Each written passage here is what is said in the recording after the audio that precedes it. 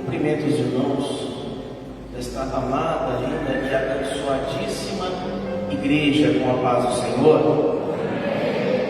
Quero agradecer e externar nossas congratulações sinceras ao pastor dessa igreja, o pastor Ismael, servo do Senhor, que nos confiabilizou a grande oportunidade de estarmos aqui. Como disse Paulo, uma porta se me abriu no Senhor, né? Glórias ao nome de Jesus. E o pastor Ismael nos confiabilizou. Gratidão ao Deus dos céus pela vida dele, os obreiros que estão aqui nesta retaguarda, toda a igreja, uma bênção, Deus. Que igreja linda, que povo herdeiro, abençoado, cheio de Deus. Agradecer a Deus pela vida dessa mulher abençoada que está ali, né? Que sempre me acompanha, minha esposa, Tainá. Eu nunca faço isso, mas eu queria pedir para vocês colocarem de pé. Vocês colocam de pé, né? Irmãos, essa mulher aí foi 5 anos orando a Deus, não por ela, mas para Deus me dar uma pessoa que fizesse a obra comigo e estivesse do meu lado. E Deus me presenteou com essa mulher, irmãos. Faz 5 anos que nós estamos casados, para algum pode ser pouco, mas a gente nunca ficou um dia sem conversar, porque a gente brigou, porque um se desentendeu com o outro. Tem os desentendimentos com o casal, mas até hoje a gente nunca ficou um dia sem se falar, porque desentendeu, ele falou alguma coisa que não gostou. Então esses 5 anos eu tenho propriedade para dizer que foram debaixo, tem sido debaixo da bênção do Senhor. Bem, te amo. Deixa eu abençoar. Pois bem, queridos, quantos trouxeram a Bíblia Sagrada? E podemos abri-la, o Evangelho segundo escreveu o evangelista Mateus.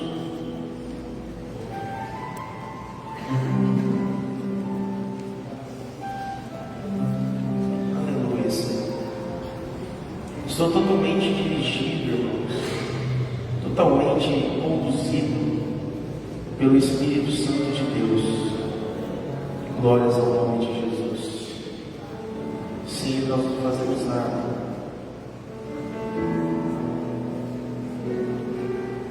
Mateus, capítulo 1, versículo 21.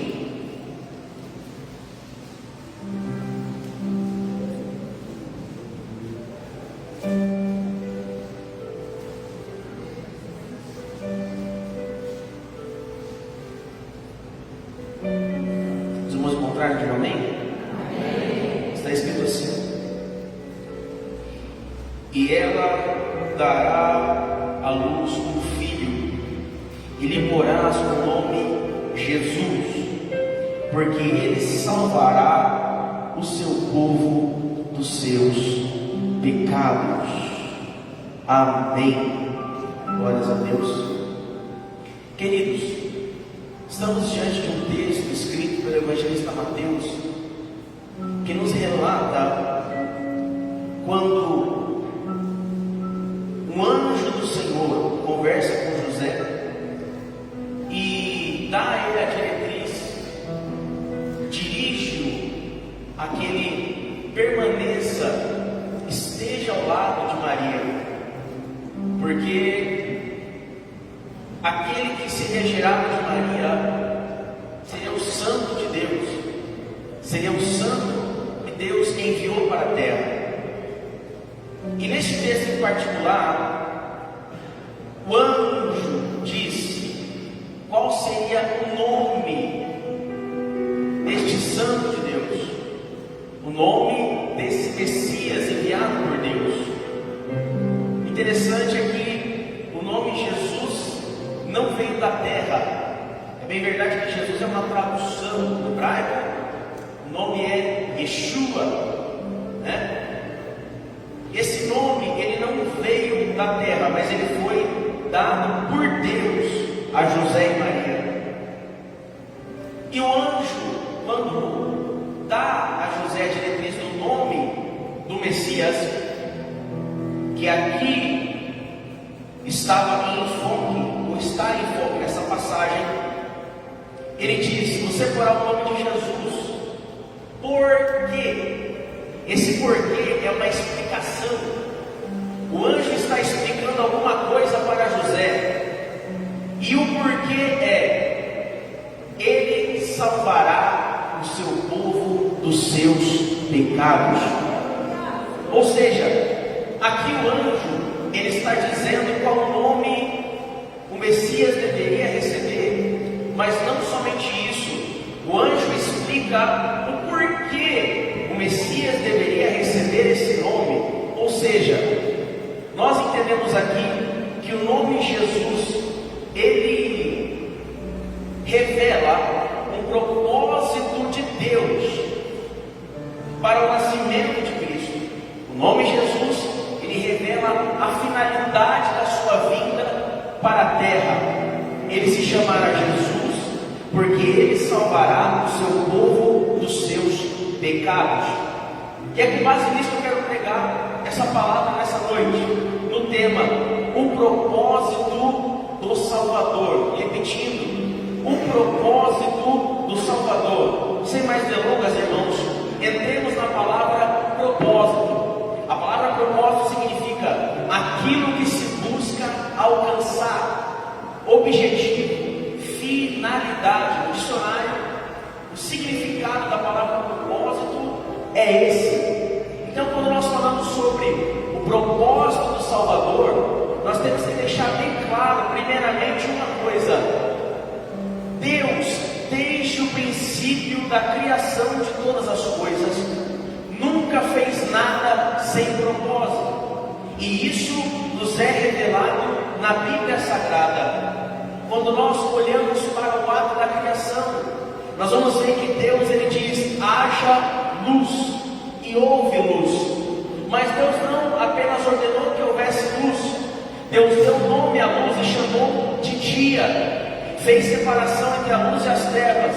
A luz chamou dia e as trevas noite. Mas Deus não parou por aí. Deus, ele também cria dois luminares, o sol e a lua. Mas ele não cria os luminares à toa. Ele cria esses luminares com um objetivo: o sol para governar o dia e a lua para governar a noite. Deus também faz aparecer um pouco mais adiante a porção seca, mas ele faz aparecer a porção seca com qual objetivo? Nós vamos ver que adiante ele ordena o surgimento das árvores, das plantas, de toda a erva verde, e por conseguinte ele ordena o surgimento dos animais terrestres. Tudo isso, tanto a relva, as florestas, como os animais terrestres, eles não poderiam existir sem que Deus tivesse ordenado que aparecesse a porção seca.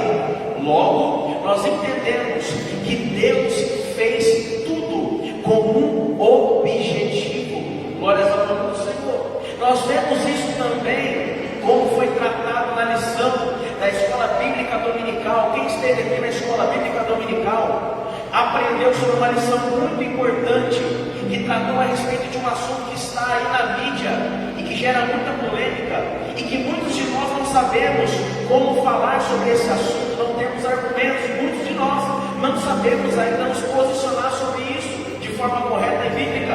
Mas hoje foi tratado na escola dominical. Qual o assunto, pastor? O assunto da transexualidade, não é? E nós vemos, irmãos, que um dos pontos que foi colocado é que a sexualidade biológica, criada e dada por Deus ao homem e à mulher, ela não foi colocada no ser humano sem objetivo. Porque o homem tem que ser homem e a mulher tem que ser mulher. Colocando melhor, porque o homem é homem e a mulher é mulher. Homem com genitália de homem, mulher com genitália de mulher. Por quê? Porque o objetivo de Deus ter feito assim foi o da procriação, para que se perpetuasse a espécie. Seria impossível haver procriação se não houvesse fecundação, e é impossível haver fecundação em um relacionamento homossexual, homoafetivo. Só é possível haver fecundação através do relacionamento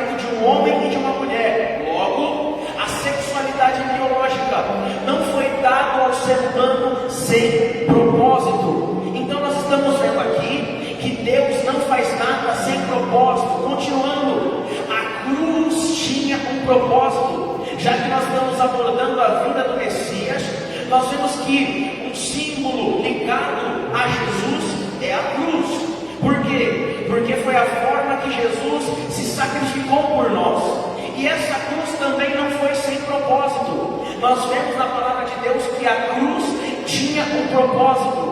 Por meio do sacrifício da cruz, Jesus traria o perdão para os pecados da humanidade e nos aproximaria de Deus, porque o homem no pecado se afastou de Deus, criando-se então um abismo. Mas Jesus, através do sacrifício da cruz do Calvário, Ele nos aproximaria de Deus, Ele nos aproximou de Deus, Ele quebrou a barreira da separação, tanto que quando Jesus disse, tetelestai, está consumado, aconteceu algo muito grande. O que, pastor? No templo, o véu se rasgou de alto a baixo.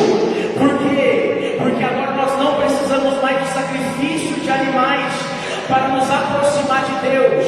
Através de Jesus Cristo, nós podemos adentrar no Santo dos Santos e temos a liberdade para nos aproximar, para clamar e sermos ouvidos por Deus. Não, acho que você não entendeu.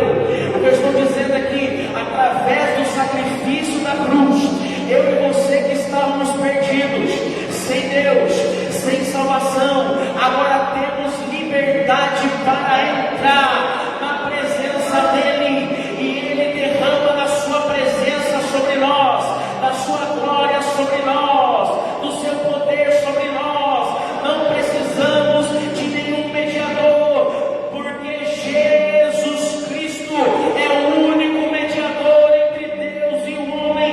Ele nos aproximou de Deus através do sacrifício da cruz.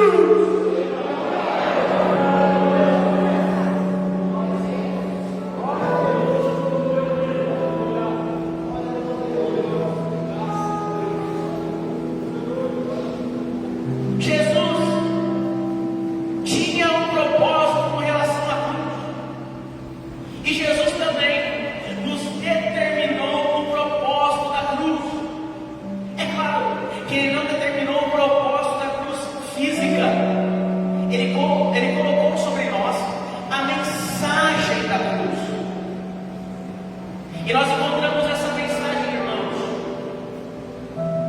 em Mateus, no capítulo 16, versículo 24, onde está escrito assim: se alguém quiser vir após mim, negue-se a si mesmo, tome a sua cruz e siga-me. O interessante, queridos, é que a cruz, ela é um símbolo que é aceito por muita gente. A cruz, nós vemos ela presente nos hospitais. Quando nós chegamos em uma santa casa, em um hospital, em uma unidade de pronto atendimento e pronto-socorro, nós vemos muitas vezes uma cruz na parede.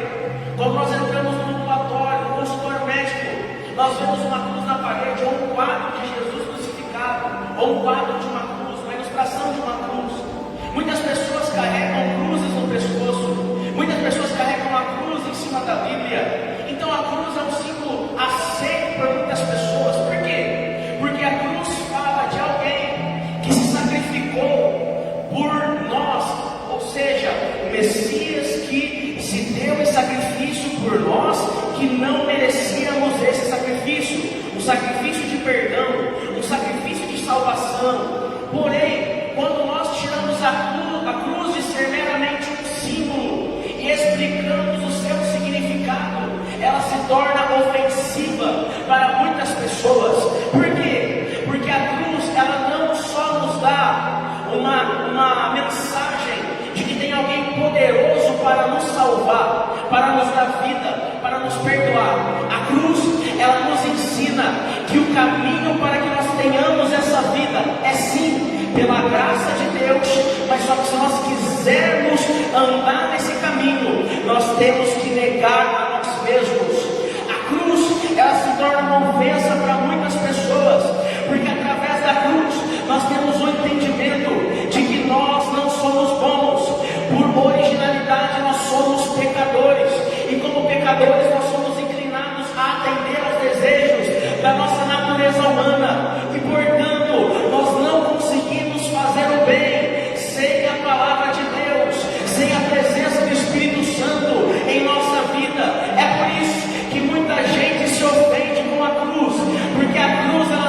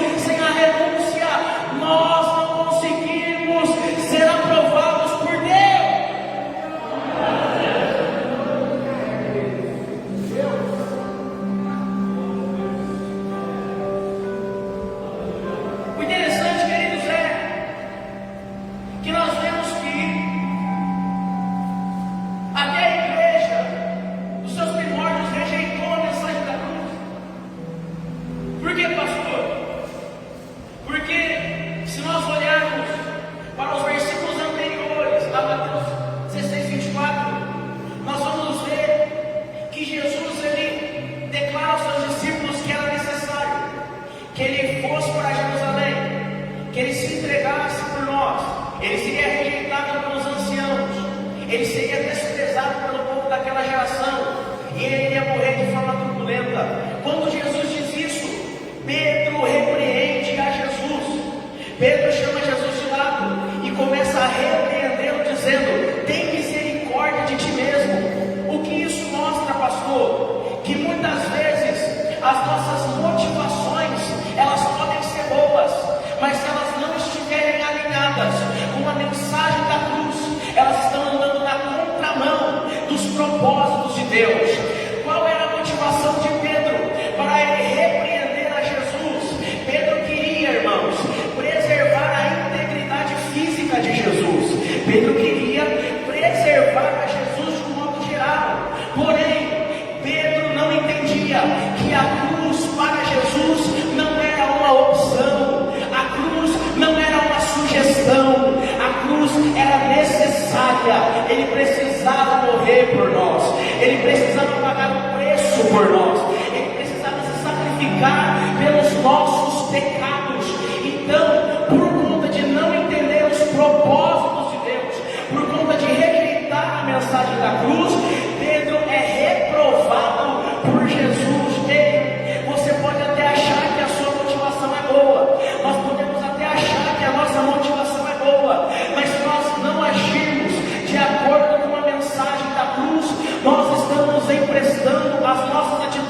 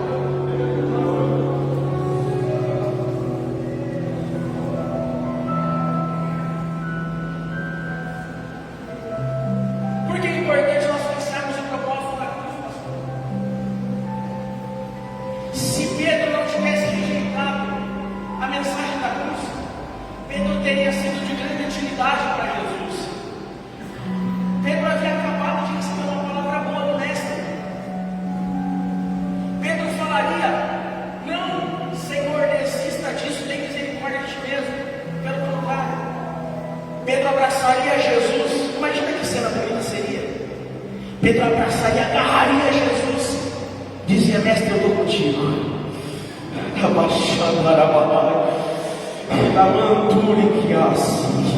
Você acha que era fácil para Jesus falar que ele tinha que morrer? Você acha que era fácil para Jesus o que ele sabia que iria acontecer com ele? Ele precisava de um abraço naquele momento, mas por Pedro não aceitar a mensagem da cruz, Pedro naquele momento não conseguiu ser útil para Jesus. Então, irmãos, isso é muito importante nós entendermos, para que nós possamos ser úteis para os propósitos de Deus nesse tempo. Nós temos que entender essa mensagem do negar a si mesmo, do deixar as nossas vontades, do abandonar as nossas próprias ideias e nos apegarmos à palavra de Deus, nos apegarmos ao Evangelho de Jesus Cristo. Sabe por quê? Porque hoje nós temos liberdade para adorar a Deus. Hoje nós temos liberdade para vir à igreja. Hoje você pode colocar um sapato bonito, um gravata bonito, um vestido bonito e vir à igreja glorificando e adorando. Mas pode ser, irmãos, que nós não tenhamos essa liberdade para sempre. Eu não quero colocar medo nos irmãos aqui, mas todos nós sabemos dos rumos que estão tomando a nossa nação. E eu temo, e eu creio que muitos pregadores e muitos pastores temem a mesma coisa, que pode ser que chegue um momento que nós não tenhamos a mesma liberdade para adorar a Deus como nós estamos tendo hoje. E por que é importante nós nos apegarmos ao propósito de Deus, que Deus nos coloca com a mensagem da cruz, pastor? Porque quando nós aceitamos a mensagem da cruz, nós entendemos que a mensagem que nós carregamos é mais importante que qualquer coisa.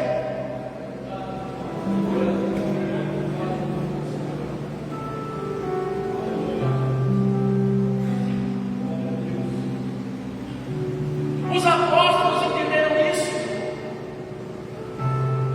Os mártires entenderam isso.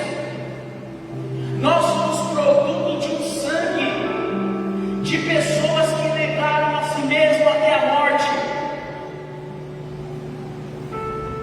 Tomás de Aquino disse que quem quiser ser perfeito, despreze o que Jesus desprezou na cruz e deseje o que ele desejou. Isso fala do propósito, do objetivo. Essa palavra de fé que nós carregamos, que Jesus veio, viveu, morreu, perdoou nossos pecados e ressuscitou, ela é mais importante que qualquer coisa. Porque por causa dessa mensagem, motivados por essa mensagem, os mártires deram seu sangue.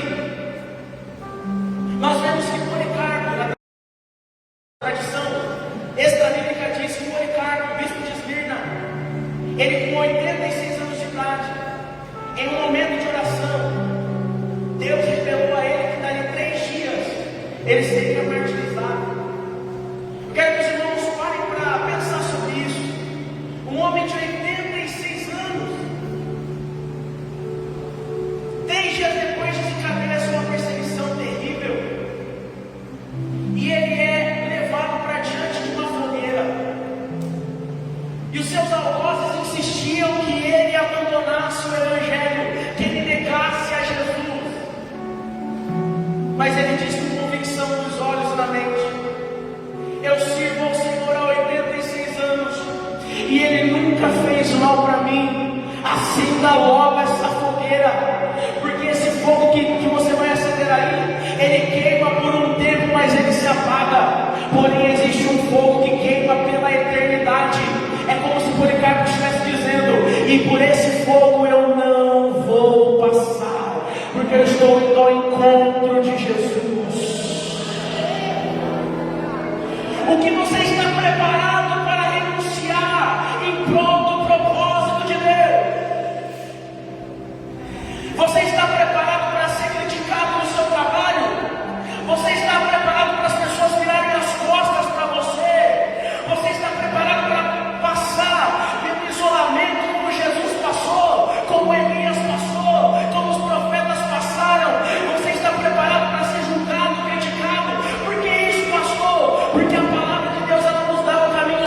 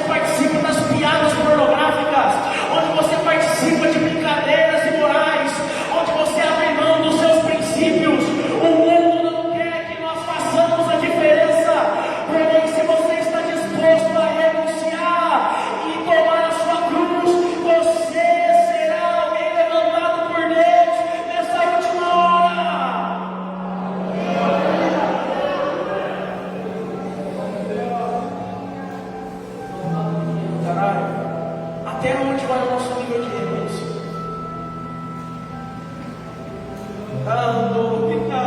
Tem gente que está gemendo aqui porque já está entendendo que Deus está dando de direção. Você está no meio de uma situação e o Espírito Santo está te confirmando um posicionamento. Não se venda, não se entregue, não abra mão dos seus princípios.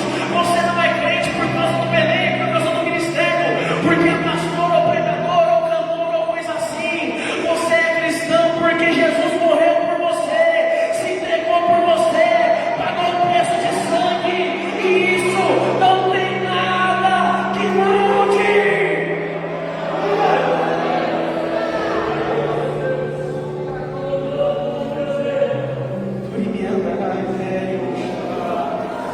Espírito Santo de Deus, nos toca aqui nessa noite, nos fortalece aqui nessa noite. Coloca força nos nossos ombros, para que nós possamos carregar a cruz mais uma milha. Coloca força nos nossos ombros, para que nós possamos andar debaixo de pedrada. Coloca força nos nossos ombros, para que nós possamos andar debaixo da perseguição. Coloca força nos nossos ombros, para que nós possamos andar, às vezes até mesmo sozinhos. Coloca força nos nossos ombros, para que nós possamos andar debaixo de bancada daqueles que não entendem, daqueles que zombam, mas nós estamos andando em direção ao céu.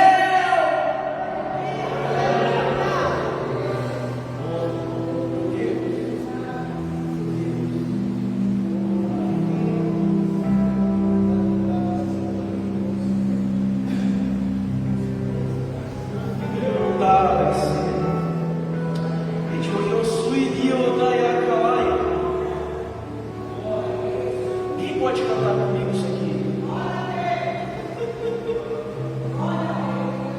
Porque hoje parece que a gente já se esqueceu. Hoje parece que a gente não foca mais.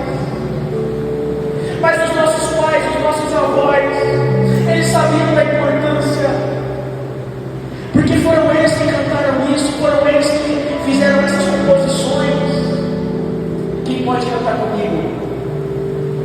Se eu amo a mensagem da cruz, só você.